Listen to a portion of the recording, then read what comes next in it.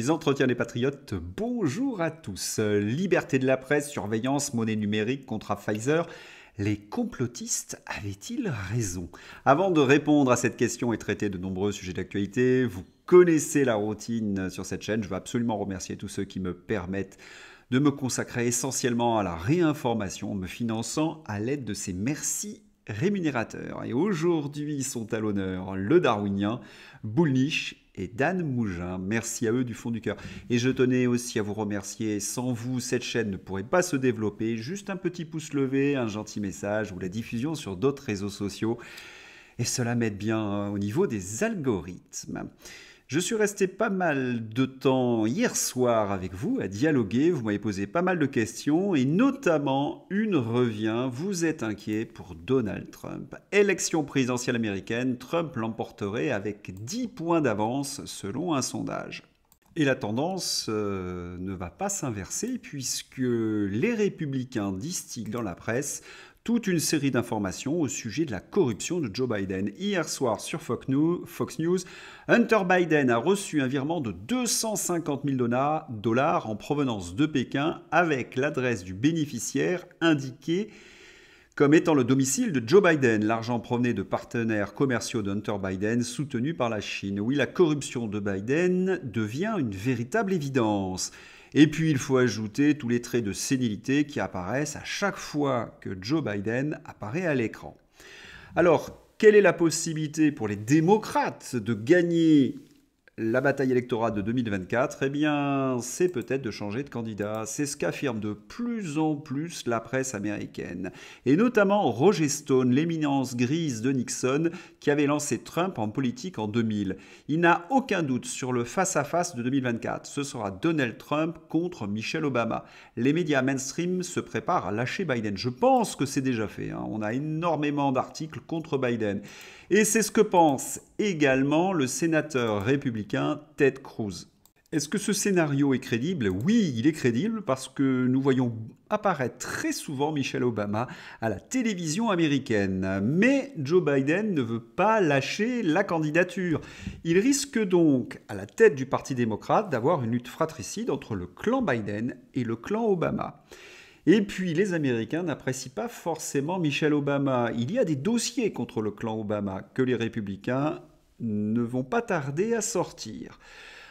Voilà, c'est un scénario qui devient de plus en plus crédible. Nous verrons dans les prochaines semaines s'il se met en place. Nous allons revenir sur un sujet qui vous a passionné, Justin Trudeau. Alors, il faut savoir la dernière nouvelle. Le président du Parlement, donc Anthony Rota, a démissionné après avoir fait applaudir un ex-soldat nazi. Le président de la Chambre des communes avait provoqué un scandale national et international en évoquant Yaroslav Gunka lors de la visite de Volodymyr Zelensky à Ottawa vendredi. Gunka est un ancien vétéran ukrainien ayant servi dans la Waffen-SS et la pire de toutes, la Galicie. Pour beaucoup de ténors de l'opposition canadienne, eh bien, la démission d'Anthony Rota n'est qu'un fusible pour protéger Justin Trudeau. C'est ce que je vous avais dit hier et c'est d'ailleurs la position de la Russie. Le Canada trouve un bouc émissaire pour protéger le Premier ministre Trudeau.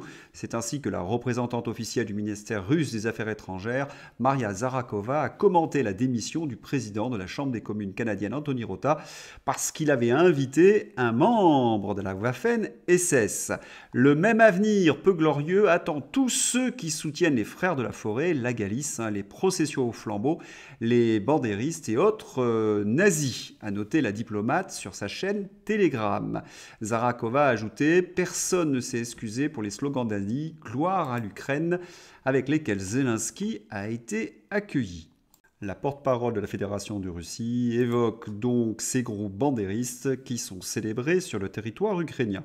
Mais il existe également des néo-nazis russes. Mais pour qui combattent-ils? Eh bien, ils sont les alliés de Kiev. Ils sont même employés parfois dans des opérations.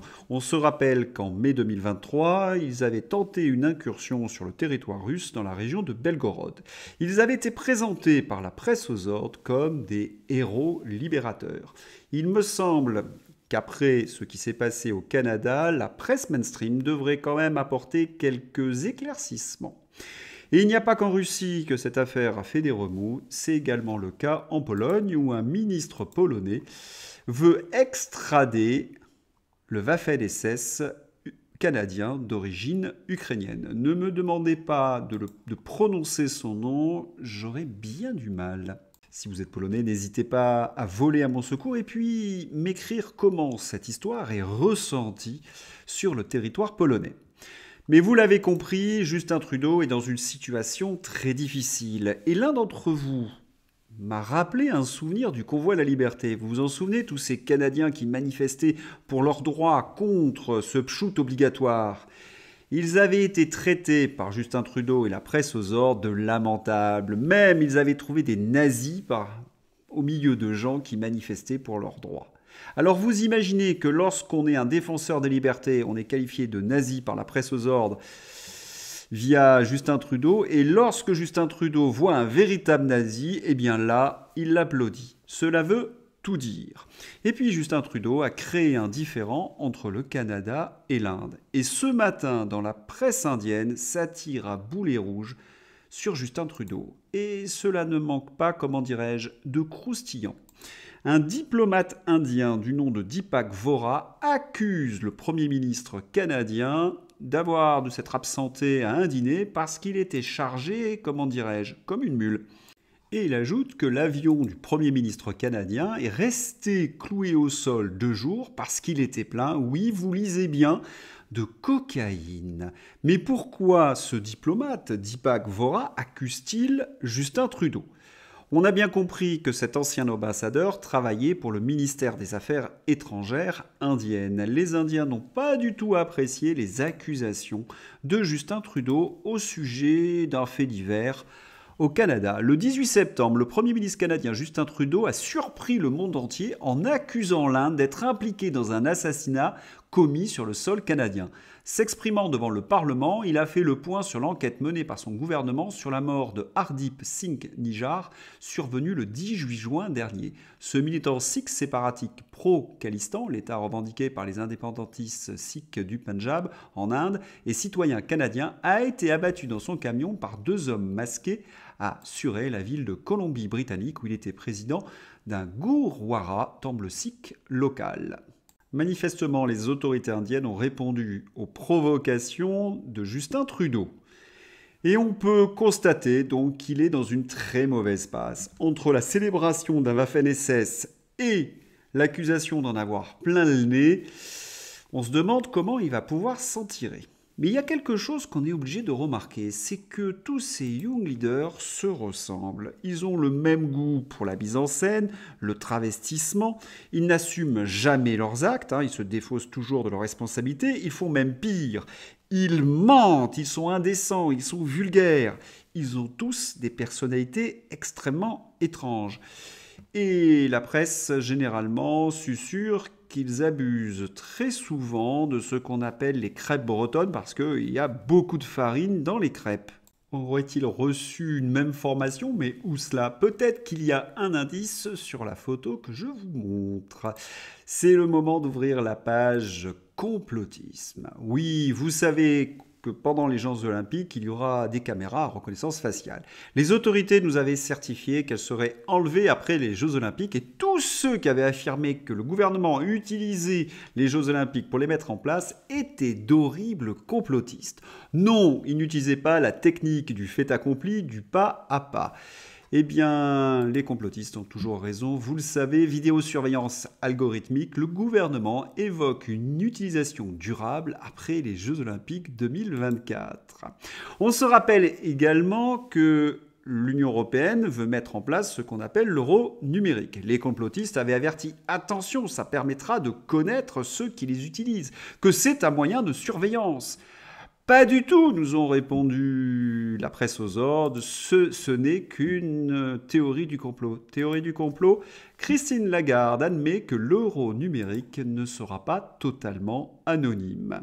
Si je comprends bien, vous avez déjà l'identité numérique. Vous ajoutez un euro qui sera traçable, plus les caméras à reconnaissance faciale, mais vous avez tous les ingrédients pour mettre en place le contrôle social à la chinoise. Surtout que Thierry Breton veut museler la presse.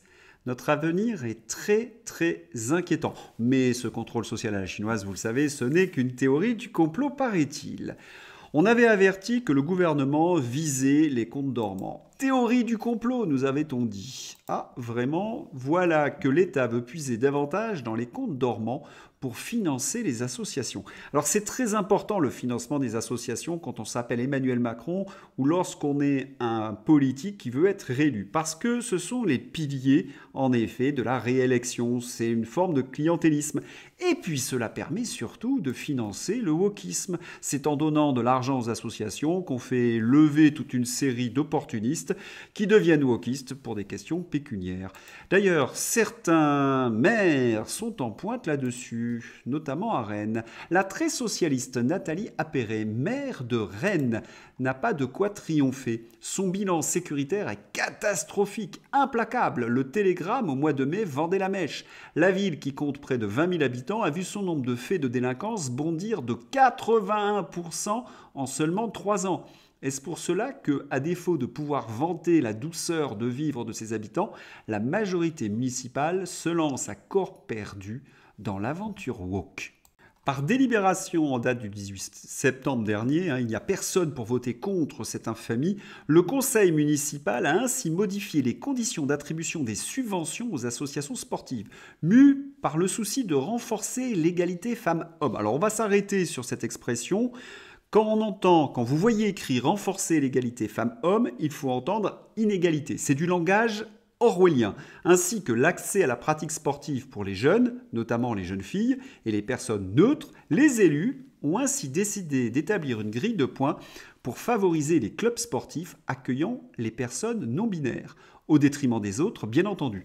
On parle de renforcer, on crée des inégalités et même pire, on crée des sous-enfants qui n'ont pas le droit aux subventions comme les autres. C'est une sorte de course au point qui s'installe avec objectif suprême, la dérentrance. Explication, l'inscription d'un adulte déclaré homme ne rapporte qu'un point à son club. Pour quelle raison ?